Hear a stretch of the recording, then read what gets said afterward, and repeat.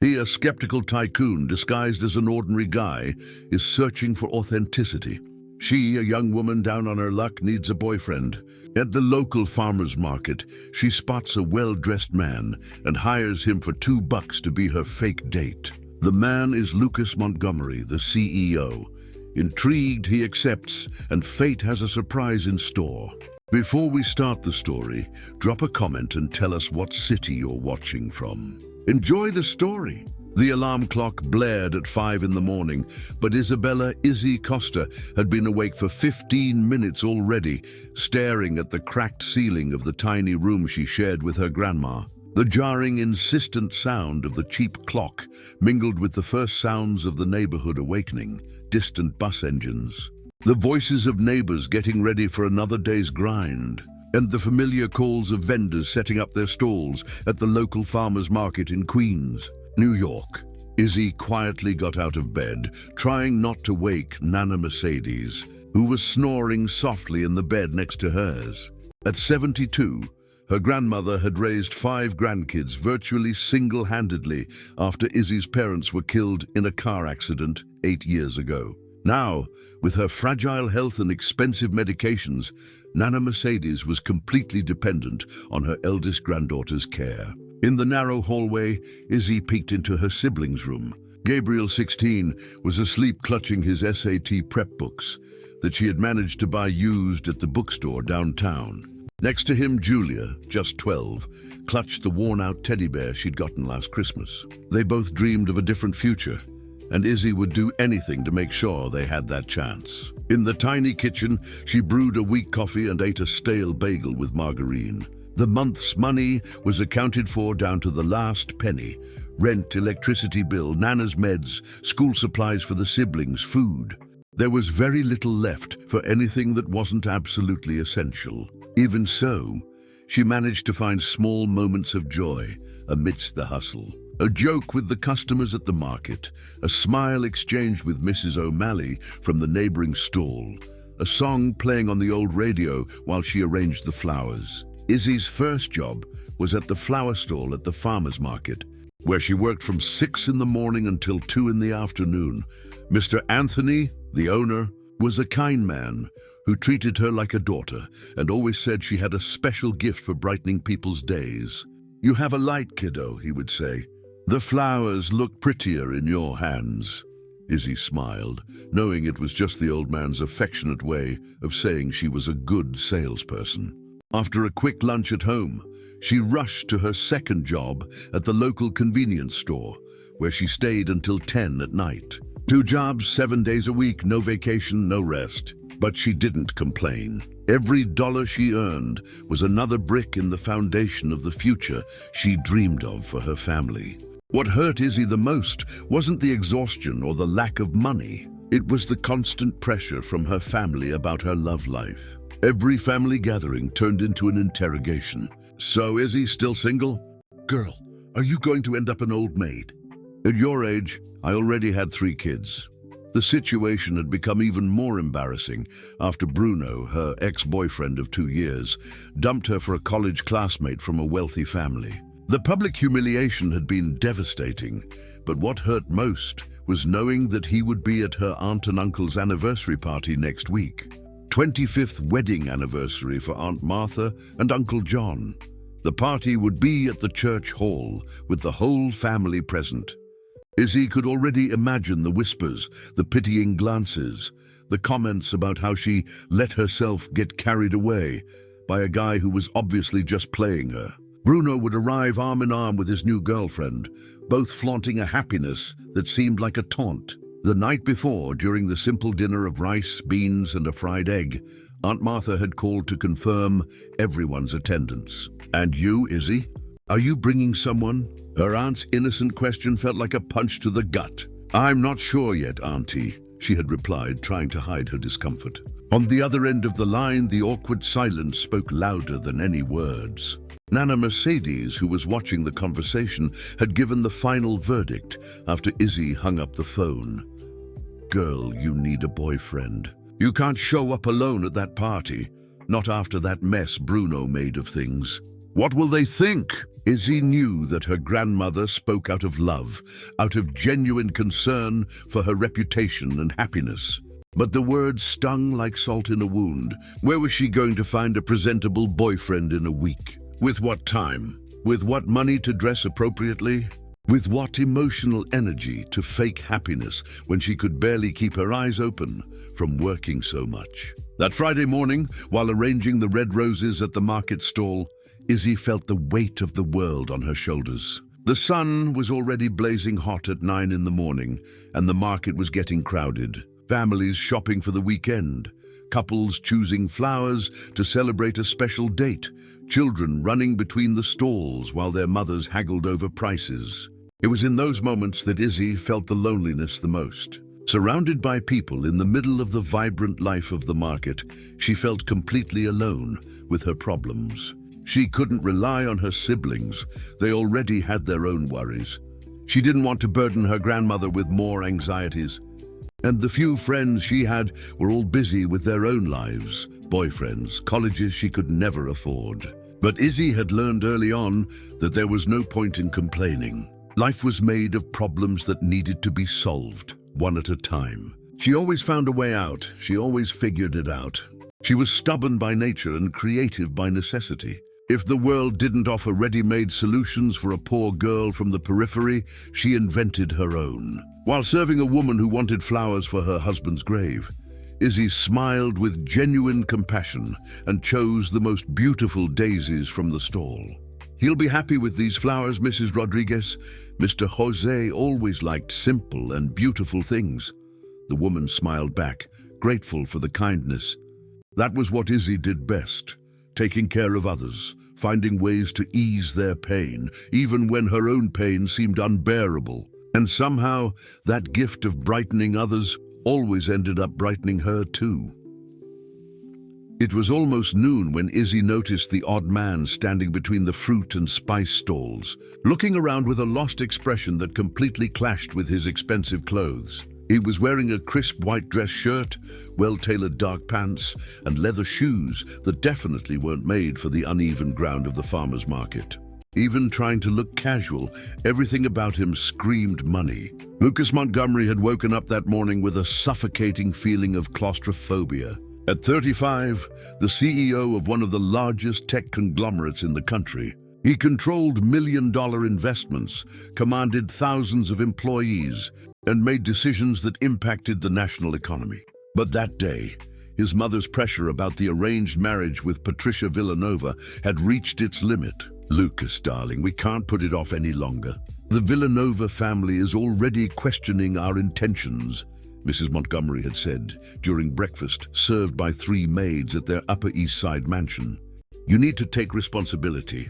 Patricia is perfect, well-born, educated, with important connections. She's exactly what our family needs." Suffocated by that life of social obligations and calculated relationships, Lucas had made an impulsive decision. He dismissed the driver, swapped his suit for simpler clothes from the closet, and took the first subway he saw.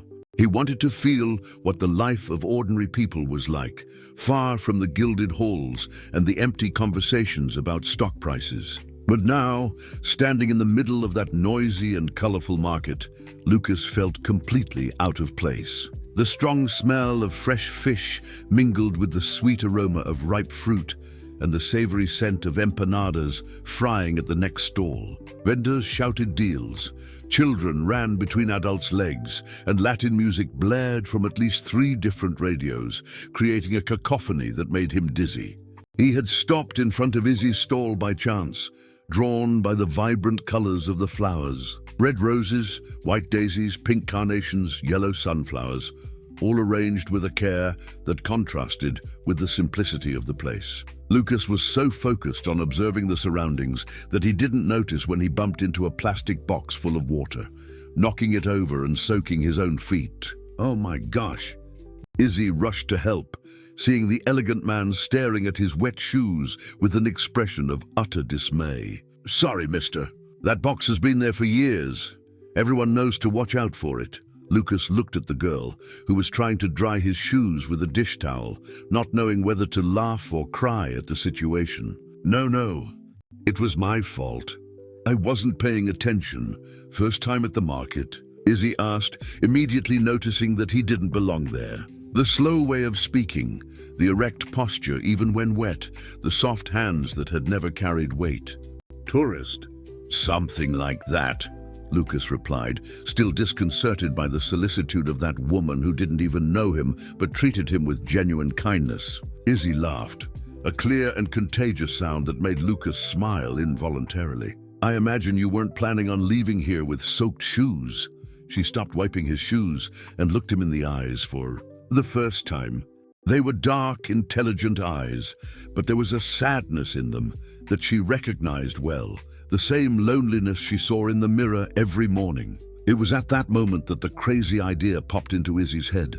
Maybe it was the desperation about the situation with her aunt and uncle's party. Maybe it was the kind way that strange man had thanked her for her help. Or maybe it was simply the way he seemed as lost as she felt. But before she could think twice, the words came out of her mouth. Hey, mister! Are you doing anything next Saturday? Lucas blinked, confused. Saturday? It's just... Look, I know it's going to sound crazy, but you seem like a good guy. Izzy took a deep breath, gathering courage for the most absurd proposal of her life. I need a fake boyfriend for one night.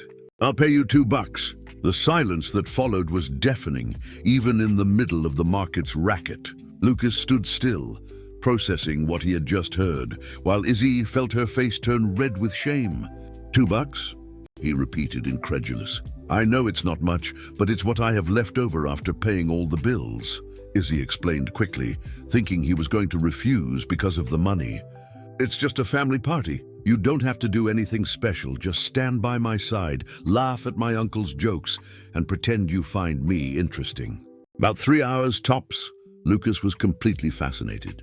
In his entire life of privilege, no one had ever offered him $2 for anything. The spontaneity of that woman, the desperate honesty in her voice, the way she looked directly into his eyes, without any sign of interest in his money or status. All of that was completely new to him. Why do you need a fake boyfriend? He asked, genuinely curious. Izzy sighed. It's a long story involving a jerk ex-boyfriend, a family that thinks single woman is synonymous with personal failure, and my bruised pride. She stopped and looked at him with a mixture of defiance and vulnerability. So are you in or are you out? There was something in that woman's courage that touched a part of Lucas that he thought he had lost a long time ago. The way she took on her difficult situation without playing the victim. How she turned desperation into action. How she offered the last $2 she had to solve a problem that, in the end, was about dignity and self-respect. What's your name? He asked. Izzy, and you?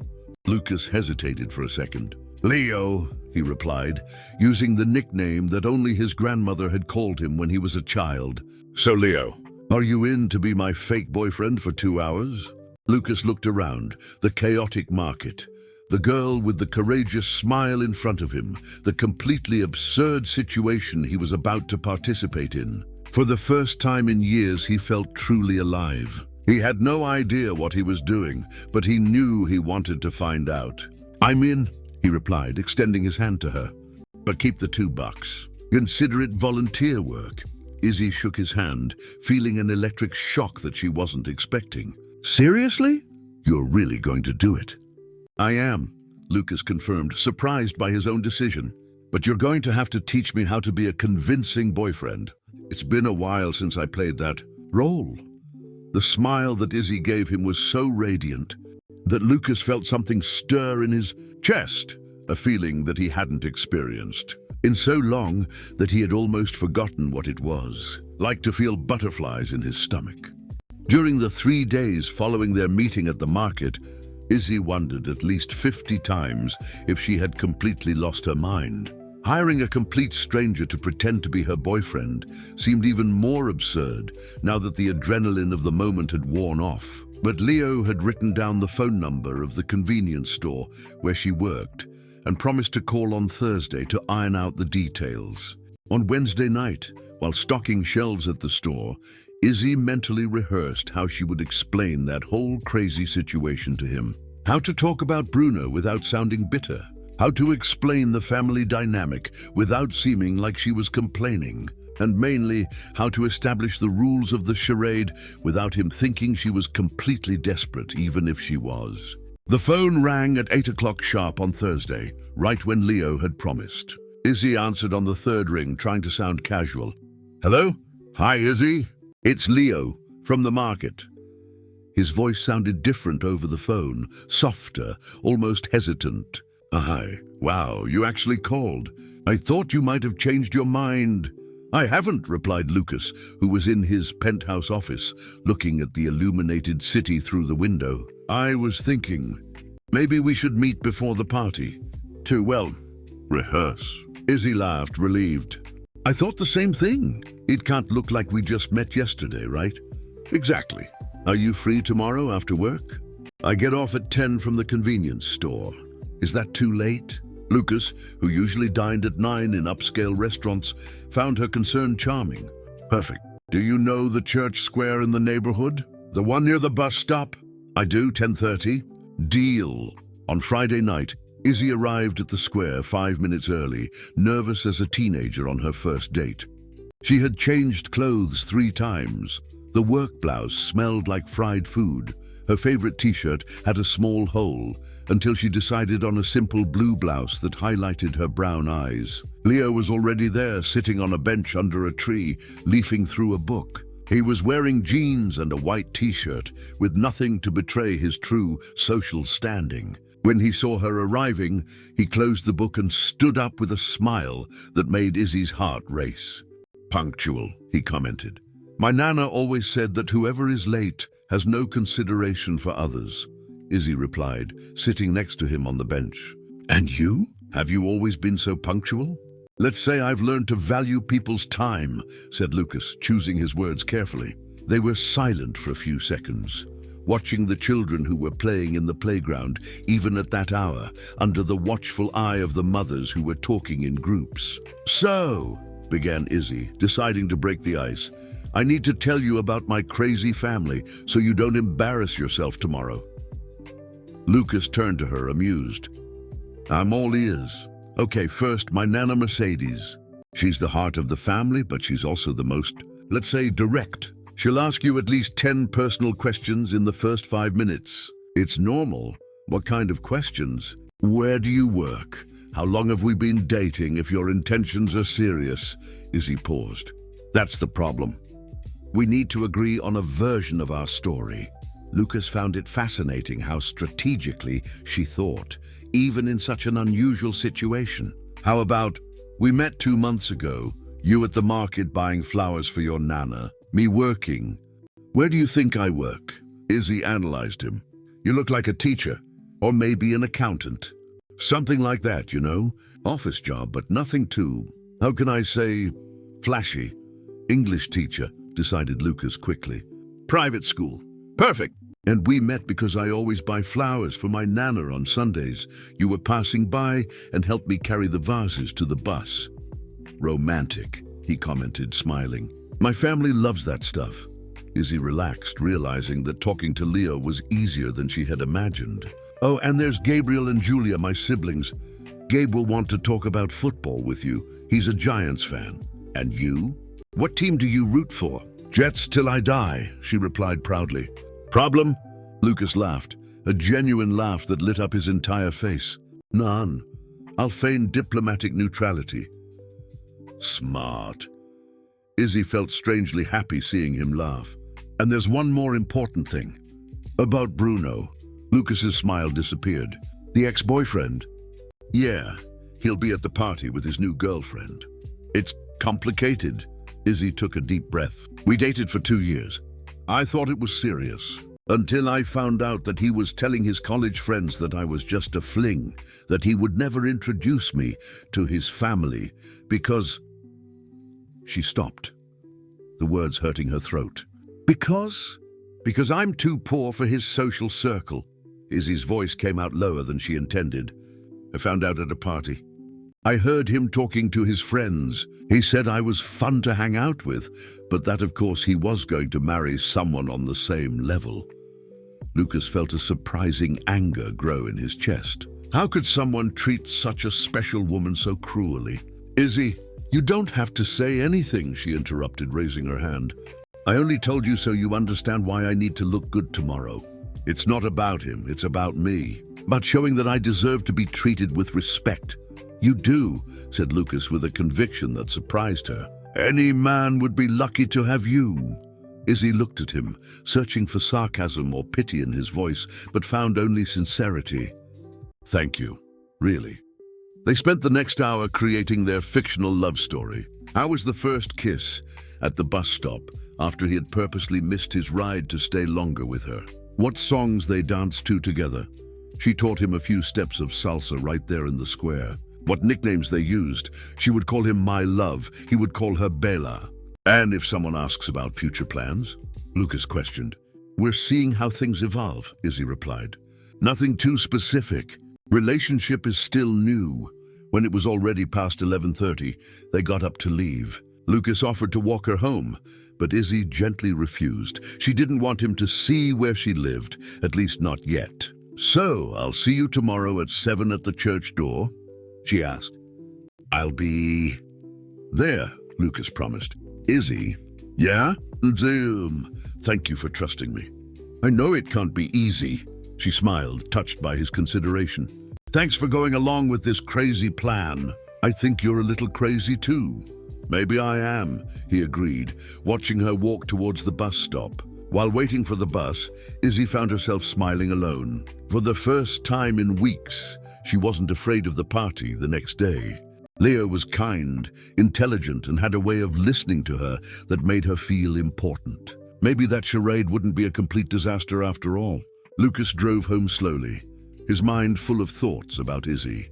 Her courage, her vulnerability disguised as strength, the way her eyes sparkled when she laughed. He had no idea what he was doing, but for the first time in years, he didn't feel bored with his own life. The 25th wedding anniversary party of Aunt Martha and Uncle John was going better than Izzy had dreamed. The church hall was decorated with yellow and white flowers, the tables covered with lace tablecloths borrowed from the neighbors, and the music was playing a mix of romantic hits from the 90s and classic salsa that made the older folks dance with nostalgia. Leo had arrived punctually at 7, wearing a light blue dress shirt and dark pants that made him look exactly what they had agreed on. A well-dressed English teacher, but without exaggerations. He had brought a bouquet of white roses for the hosts and a box of chocolates for Nana Mercedes, gestures that immediately won over Izzy's family. That boy has manners, Nana Mercedes whispered in her granddaughter's ear while Leo was talking to Uncle John about football, demonstrating a surprising knowledge about the subject. And look how he looks at you, girl. With respect, Izzy smiled, watching Leo interact naturally with her family. He helped serve the appetizers, complimented Aunt Martha on the decorations, joked with the children running around the hall, and even risked a few salsa steps when the music changed. For all intents and purposes, he seemed genuinely interested in getting to know the important people in her life. I like him, declared Gabe during a moment when Leo had gone to get them soda. Different from the others you've brought here. What others? Asked Izzy, laughing. Well, just Bruno, really, admitted her brother. But this Leo is a good guy, and you can see that he really likes you. The ease with which Leo fit into Izzy's family environment was simultaneously comforting and unsettling. He seemed genuinely interested in the stories that Uncle John told about the old days in the neighborhood, laughed at the corny jokes of Cousin Marcelo, and even asked for Aunt Sandra's chocolate cake recipe. There was no sign of discomfort or superiority in his behavior. It was when Bruno arrived that the night began to unravel. He entered the hall, arm in arm with Fernanda, a stunning blonde who was wearing an expensive red dress and jewelry that sparkled under the simple lights of the place. Bruno was impeccable as always. Well-tailored suit, perfectly combed hair, confident smile of someone who knew he was being watched. Izzy felt her stomach clench when she saw him, but she took a deep breath and discreetly squeezed Leo's hand. "He's here," she murmured. Lucas followed her gaze and immediately identified the ex-boyfriend. Everything about Bruno screamed arrogance. The way he greeted Izzy's relatives with forced cordiality, how his eyes assessed the environment with barely disguised disdain, how he introduced Fernanda as if she were a trophy. "Izzy!" Bruno approached them with a smile that didn't reach his eyes. "What a surprise to see you here. I thought you were going to avoid family events after our misunderstanding." "Hi, Bruno," replied Izzy, forcing a neutral tone. "This is Leo, my boyfriend." Lucas extended his hand to Bruno, who shook it with more force than necessary, clearly establishing some kind of primitive male territoriality. "Leo, huh? And what do you do for a living?" The question sounded like an interrogation. "I'm an English teacher," replied Lucas calmly. "Oh, how interesting." Bruno's tone made it clear that he didn't find it interesting at all. "Public or private school?" Private." Bruno smiled maliciously. "And where did you two meet?" "Let me guess. Here in the neighborhood?" Izzy felt a pang of irritation, but Leo answered before she could speak. "At the farmer's market. She was buying flowers for her nana.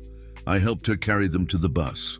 "How romantic," commented Fernanda with a giggle that sounded condescending. "Farmer's market love." The phrase was like a slap in Izzy's face. The blood rose to her cheeks, but she tried to maintain her composure. "And you?" asked Leo, noticing Izzy's discomfort. "How did you two meet?" "At college," replied Bruno, puffing out his chest.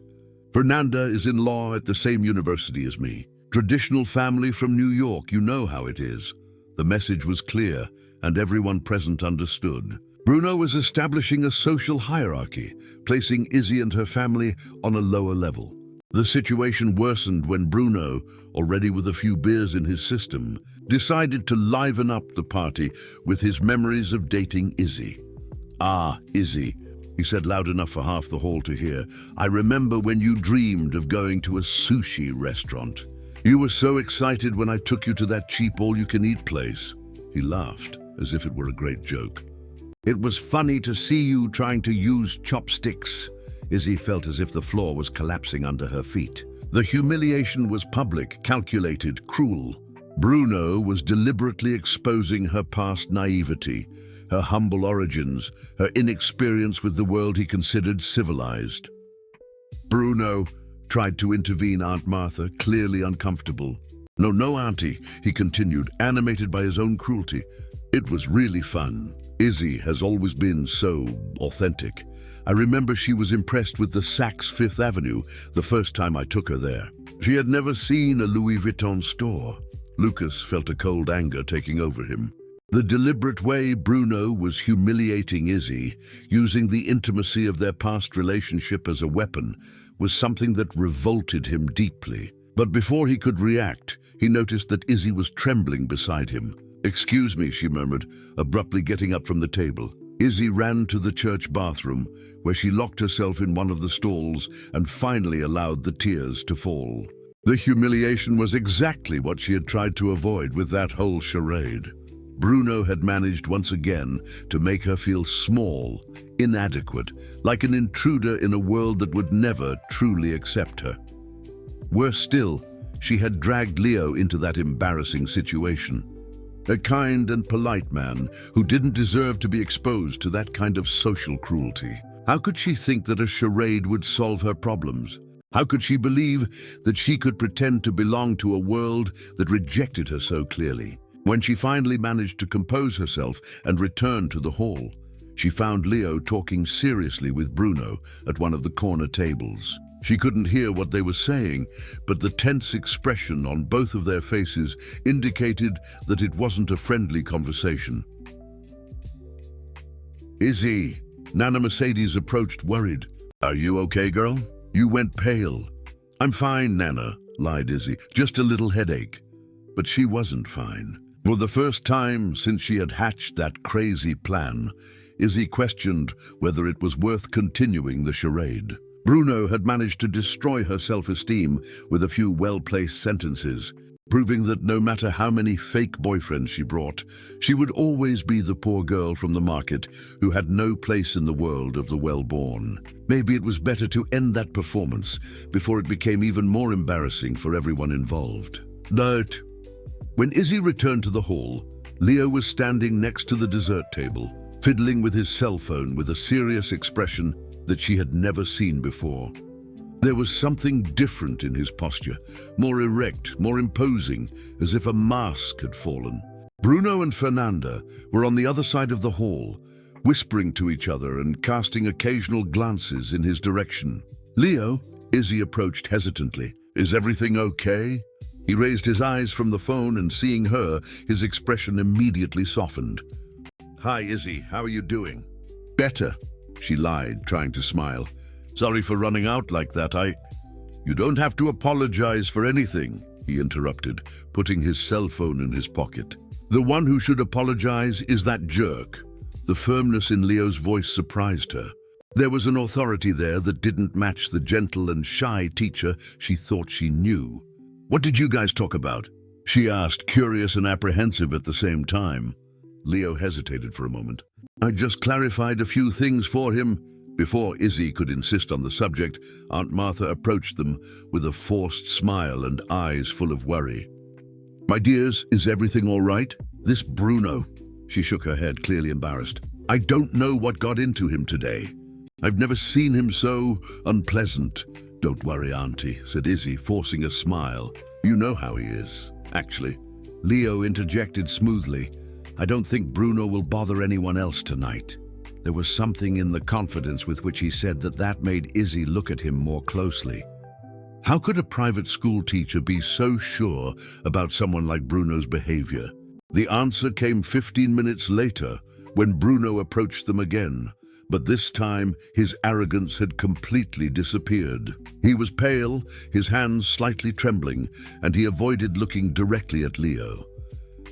"Izzy," he began, his voice strangely humble, I wanted to apologize for what I said before. It was rude and unnecessary." Izzy blinked, surprised. "Bruno." "And you too," he turned to Leo, clearly embarrassed. "I'm sorry. I shouldn't have been so hostile." Leo just nodded his head, maintaining a neutral expression. "Apology accepted." Bruno swallowed hard. "Well, I think Fernanda and I are going to leave early." It was good to see you." He walked away quickly, took Fernanda by the arm and left the party without saying goodbye to anyone else. The couple left the hall in a haste that bordered on desperation. "Wow," murmured Aunt Martha, gaping. "What could have happened? I've never seen Bruno so polite." Izzy looked at Leo, who just shrugged as if he didn't know what it was about. But she noticed a small smile on the corner of his mouth, a smile that suggested satisfaction. "Leo," she whispered, pulling him to a more secluded corner, "what exactly did you say to him?" "Nothing much," he replied, but there was something in his eyes that indicated otherwise. "I just mentioned that people like him should be more careful with their words. You never know who might be listening." "What kind of care?" Leo looked at her intently, as if he were deciding how much to reveal. "Izzy, there are some things about me that are more complicated than they seem." Her heart raced. "What kind of things?" Before he could answer, Nana Mercedes appeared next to them with a radiant smile. "Leo, dear, you have to tell me about your parents. Aunt Martha said you mentioned they live in another state." "That's right, Nana Mercedes," replied Leo, immediately returning to the gentle and respectful tone he used with Izzy's family. "California. My dad works in business." "What kind of business?" asked Nana Mercedes, always curious. Leo hesitated imperceptibly. "Technology. Tech companies." Izzy noticed the pause, the careful way he chose his words. There was something he wasn't telling, something important. The rest of the party went surprisingly smoothly, without Bruno's disturbing presence. Izzy was able to relax and enjoy the family conversations, the dances with Leo, and the compliments that everyone paid about her boyfriend. He seemed genuinely interested in every story that the relatives told, every joke that the uncles made, every old photo that Nana Mercedes insisted on showing. But Izzy couldn't get Bruno's sudden transformation out of her head. The arrogant ex-boyfriend she knew wouldn't bow down to anyone without a very strong reason. And Leo, there were moments when she caught glimpses of something different in him. The way he constantly checked his cell phone as if he were waiting for important calls. The way he talked about his father working in business of technology. The unwavering confidence with which he assured that Bruno wouldn't cause any more problems. When the party began to end and people began to say goodbye, Leo helped to collect the decorations and clean the hall with a naturalness that touched Izzy's heart. There was no sign of rush or discomfort. He seemed genuinely interested in helping her family. "You're special, you know that?" said Nana Mercedes to Leo while he was folding the tablecloths. "It's been a long time since I've seen Izzy so happy." Leo looked at Izzy, who was collecting the disposable cups, and felt something tighten in his chest. The way she smiled, helping her aunt, how she treated each person with care and respect, how she transformed a simple party into an event full of love and human warmth. He had grown up amidst luxurious and cold events, where people interacted out of social obligation. Here, in the modest church hall, he had found something that his wealth had never been able to buy: authenticity. "She is special," he agreed in a low voice.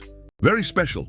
When they finally left the church, it was past midnight. Leo insisted on walking Izzy to the bus stop, even though she said it wasn't necessary. "Thank you for today," she said while they waited for the bus. "For everything. You were perfect." "I wasn't perfect," replied Leo, "but I really enjoyed meeting your family. They love you very much." "Love is what we don't lack at home," agreed Izzy. "It's practically the only thing we have in abundance." Leo looked at her with a strange expression. "Izzy, you have much more than you imagine." "What do you mean?" The bus approached before he could answer. When Izzy climbed the steps and turned to say goodbye, she saw Leo standing on the sidewalk with his cell phone to his ear, speaking in a low voice in a conversation that seemed urgent and important. Throughout the entire ride home, she couldn't stop thinking about the contradictions she had noticed in him during the night. The words he chose carefully, the mysterious confidence, the way Bruno had completely changed his behavior after talking to him. Who was Leo, really? And why did she have the growing feeling that he was hiding something much bigger than she imagined? On the Monday following the party, Izzy woke up with a strange feeling of happiness mixed with anxiety. The night had been better than she expected. Leo had been perfect, and for the first time in months, she had felt proud in front of her family. But the questions about who he really was continued to hammer in her head. During her work at the market, she found herself smiling alone several times, remembering how he had danced salsa with Nana Mercedes, or how he had spoken seriously with Gabe about his brother's plans for college. Leo seemed genuinely interested in each person in her family, and that warmed her heart in a way she didn't expect. It was Mrs. O'Malley from the neighboring stall who brought the magazine. "Izzy, honey, have you seen this?" The woman approached with a gossip magazine in her hands, her eyes wide with curiosity. "There's an article about some rich businessman there." "Wow, there's one who looks just like that handsome guy who was here at the market the other day." Izzy took the magazine distractedly, still arranging the roses on the stand. "What guy? That well-dressed one you helped when he spilled water on his feet? The one you said was going to be your fake boyfriend for the party." Izzy's blood ran cold. She opened the magazine on the page that Mrs. O'Malley indicated, and her world collapsed. There he was, Leo, or rather Lucas Montgomery, CEO of Montgomery Holdings, one of the largest business conglomerates in the country. The photo showed him in an expensive suit, posing next to other businessmen at a charity gala at the Waldorf Astoria. The article talked about his fortune estimated in billions of dollars, his technology companies spread around the world, and even mentioned his supposed arranged engagement with Patricia Villanova, heiress of a traditional New York family. Lucas Montgomery, 35, is known for his discretion and is rarely seen at social events, read Izzy with a trembling voice. The tycoon, who inherited his father's business empire at age 28, keeps his personal life out of the spotlight. But sources close to him confirmed that his marriage to Patricia Villanova should be announced soon. Izzy dropped the magazine on the floor, feeling as if she had taken a punch to the stomach. Everything made sense now. The way Bruno had been terrified after talking to him. The mysterious confidence. The expensive clothes disguised as simple. The way he talked about his father working in business of technology. He had lied about everything. Absolutely everything. Izzy, are you all right, honey? Mrs. O'Malley approached worried. You went as white as a sheet. Izzy couldn't answer. She picked up the magazine from the floor with trembling hands and continued reading. There was a small note at the end of the article that left her even more devastated. Montgomery Holdings is involved in an urban revitalization project that may affect low-income communities in Queens, New York, Queens, where she lived. Where was the farmer's market where she worked? Had it all been a cruel joke? A bored rich guy having fun with the naivety of a poor girl? Was he studying the community for his business projects and she had fallen like an idiot into his farce? The humiliation was so intense that Izzy felt nauseous. She remembered every moment of the party, how she had been proud to introduce him to her family, how Nana Mercedes had praised his good manners, how she herself had begun to feel attracted to him for real. It had all been an elaborate lie. Worse still, she had been so pathetic as to offer $2 for a billionaire to play the role of her boyfriend. The irony was so cruel that it was almost comical. He probably spent more than that on tips. Mrs. O'Malley, can you watch the stand for a bit? Asked Izzy, her voice sounding strangled. I need to take care of something. Without waiting for an answer, she ran out of the market with the magazine in her hand. She needed to confirm if her suspicions were correct, and there was only one way to do that.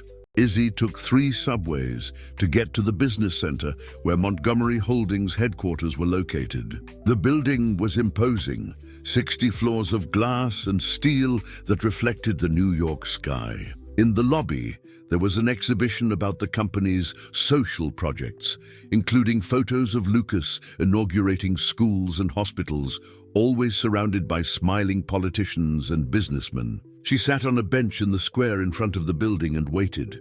She didn't know exactly what she hoped to achieve, but she needed to see him. She needed to confront the truth with her own eyes. At 6 in the evening, he appeared. Lucas left the building wearing an impeccable gray suit, surrounded by assistants who spoke quickly about meetings and contracts. He walked with a natural authority that Izzy had never noticed when he was disguised as Leo, the gentle teacher. This was the real Lucas Montgomery, powerful, distant, completely out of her world. When he saw her standing in the square, the shock on his face was unmistakable. He said something to the assistants, who stepped aside and walked slowly towards her. Izzy, he began, his voice full of guilt. Why? The question came out like a broken whisper. Why did you do this to me? Lucas looked at the magazine she held in her trembling hands and closed his eyes for a moment. It wasn't what you're thinking, wasn't what? Izzy stood up, the hurt turning into anger. Wasn't a bored rich guy having fun with the naive poor girl? Wasn't it market research for your revitalization projects? Or was it just plain sadism? Izzy, please let me explain. Explain what? Her voice came out louder than she intended, making some people in the square look over. That you lied about who you were? That you used me? That you probably laughed in my face when I offered $2 to a billionaire? Tears began to fall, and Izzy wiped them away furiously. She didn't want to cry in front of him, didn't want to give him the satisfaction of seeing her completely shattered. You're going to get married, she continued, pointing to the magazine, to someone from your social circle, someone suitable. And I was just what? Entertainment? An anthropological experiment? No, said Lucas, taking a step towards her. It wasn't like that at all. What I felt for you, what I feel, is real. Izzy laughed bitterly. Real? How can it be real if you lied about everything? Your name, your job, your life.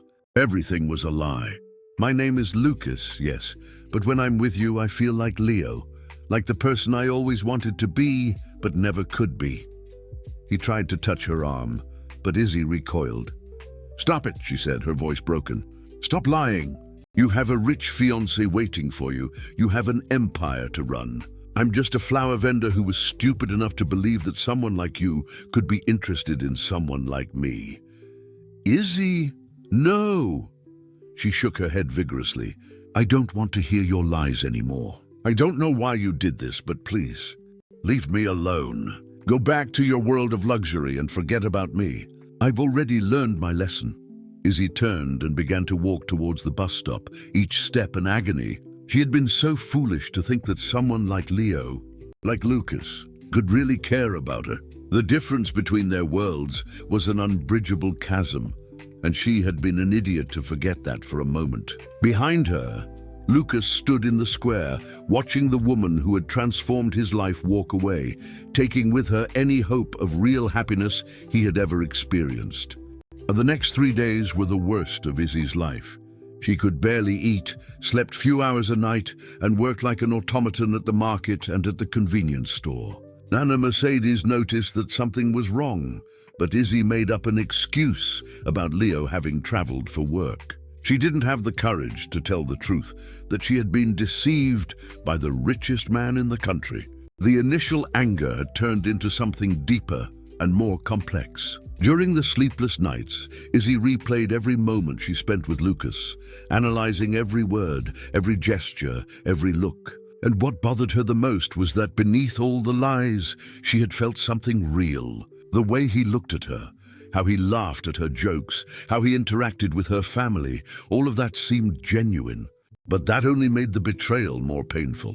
On Wednesday morning, Mrs. O'Malley brought more news that left Izzy even more shaken. Izzy, have you seen what they're saying about those buildings they're going to build here in the area? The stall neighbor was agitated, waving a local newspaper. It says here that a big company is going to revitalize our neighborhood. You know what that means, right? Izzy took the newspaper with trembling hands. The article talked about the urban modernization project that would be implemented by Montgomery Holdings in Queens. Beautiful words like sustainable development and improving the quality of life hid a reality that Izzy knew well. Gentrification. Expulsion of poor residents to make way for luxury developments. They're going to take everyone out of here, murmured Mrs. O'Malley. Farmers market, old houses, everything. They're going to put up expensive buildings and a shopping mall. Izzy's blood boiled. Lucas had not only lied about his identity, he was directly involved in the destruction of the community where she lived and worked. The place where her family had built their lives, where she had her memories, where people like Mrs. O'Malley earned their daily bread. Did he already know that when he met her? Had the approach been calculated from the beginning? That afternoon, instead of going to her second job, Izzy decided to investigate. She took the bus to the municipal library and spent hours researching Montgomery Holdings and its urban revitalization projects. What she found left her nauseated. The company had a history of similar projects in other cities, always with the same pattern. They arrived promising improvements, bought land at low prices from desperate residents, and then built luxury developments that completely expelled the original population. Lucas Montgomery was listed as the main person responsible for these urban development strategies. When she returned home that night, Izzy found Nana Mercedes watching the news on the old television in the living room. Her grandmother was worried, pointing to the screen. Look at this, Izzy. They're saying they're going to mess with our neighborhood, that they're going to take people out of the old houses. Nana Mercedes' eyes were full of fear. Where are we going to live if they take us out of here? With what money? Izzy sat next to her grandmother and held her wrinkled hands. No one is going to take us out of here, Nana. I'm not going to let them. But how are you going to stop them, girl? They're powerful, they have money. And we have reason, replied Izzy with a determination that surprised herself. And we have unity, and we have courage. That night, Izzy made a decision that would change everything. She was no longer going to run, no longer going to hide, no longer going to accept being trampled by powerful men who played with people's lives as if they were pieces of a game. Lucas Montgomery had lied to her, had used her, and now threatened to destroy her community.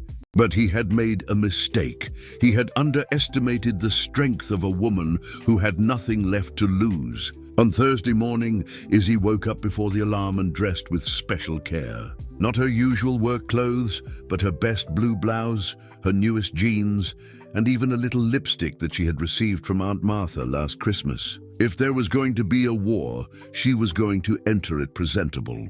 She asked Mrs. O'Malley to cover her stand at the market and took the first bus to the city centre.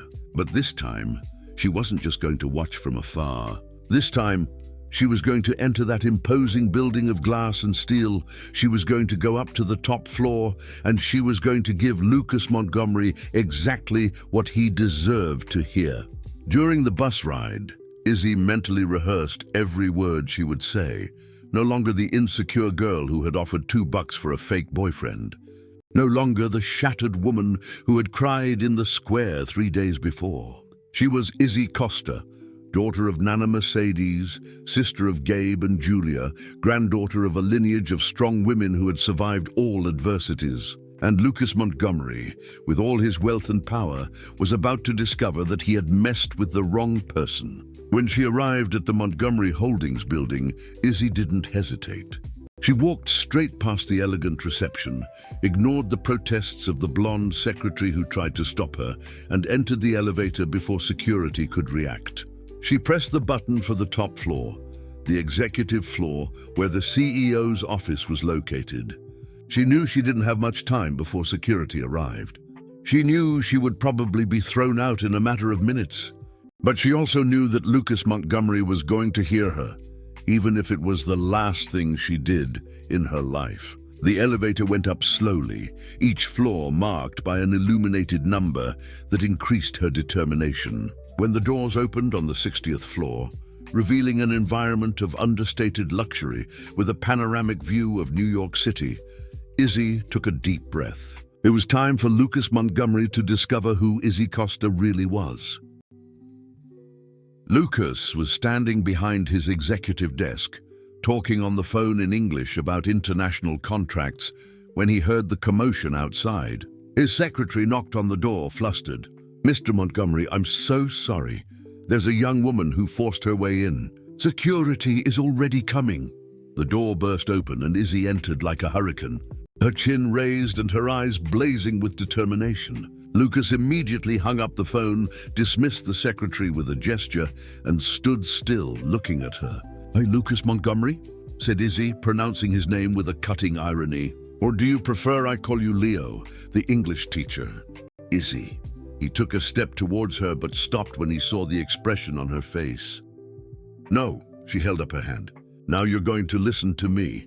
For 3 days, I wondered why someone like you would do something like this to me. I thought maybe it was just bored rich guy fun, or maybe research for your business projects." She pulled the newspaper from her bag and threw it on his desk. "But now I know the truth. You weren't just lying about who you were. You were studying the prey." Lucas looked at the newspaper and his shoulders slumped. "It's not what you're thinking, isn't it?"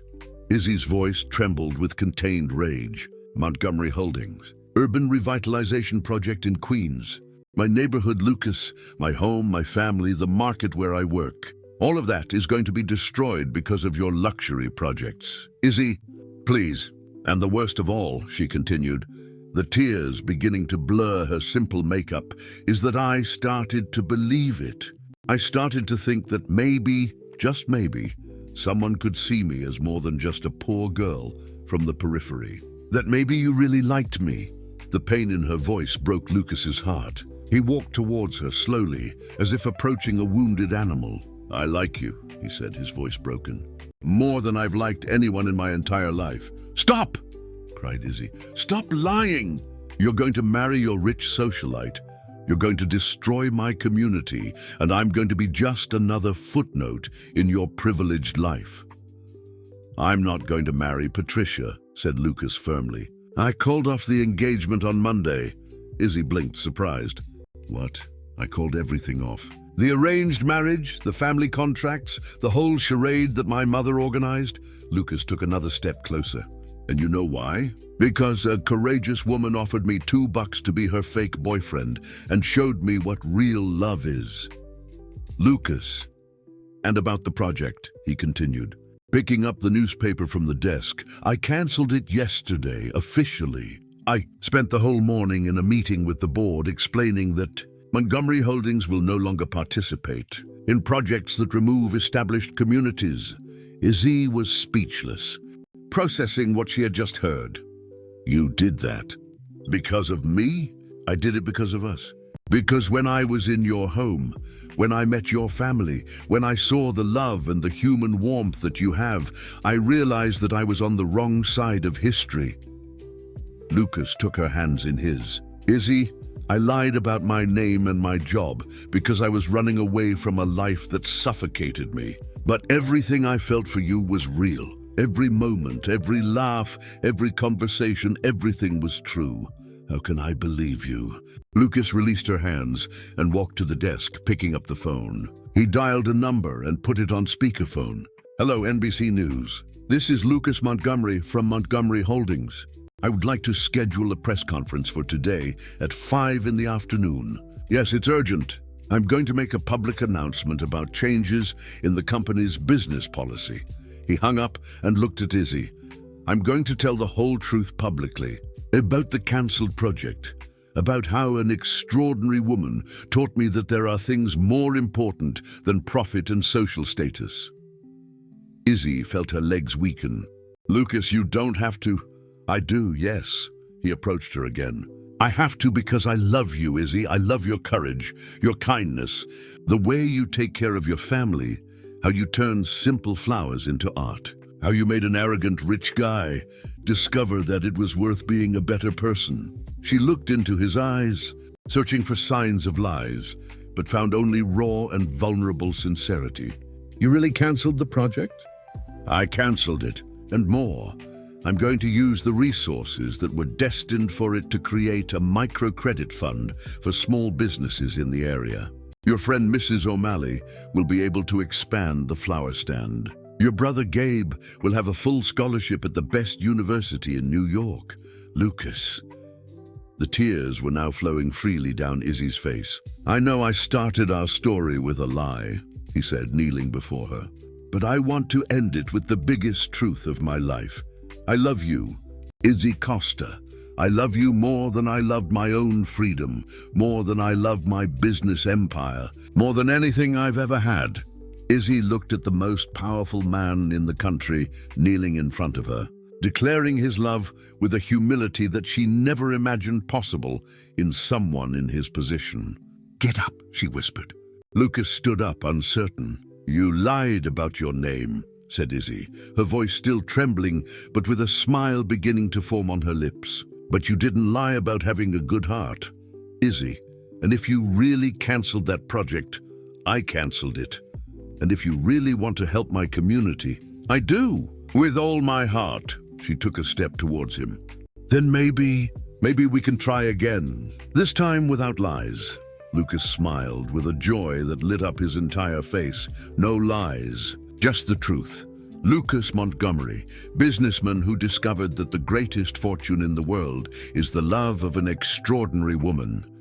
And Izzy Costa, she replied, finally allowing the smile to take over her face. Flower vendor who discovered that some fairy tales begin with $2 proposals at the farmer's market. They kissed there, on the 60th floor of the most imposing building in New York City, sealing a love that had begun with a charade and become the purest truth of their lives. 3 months later, when Lucas and Izzy were married in a simple ceremony in the church hall where Aunt Martha and Uncle John's anniversary party had taken place, Nana Mercedes said she always knew that boy was special. Gabe entered the engineering program at NYU with a full scholarship.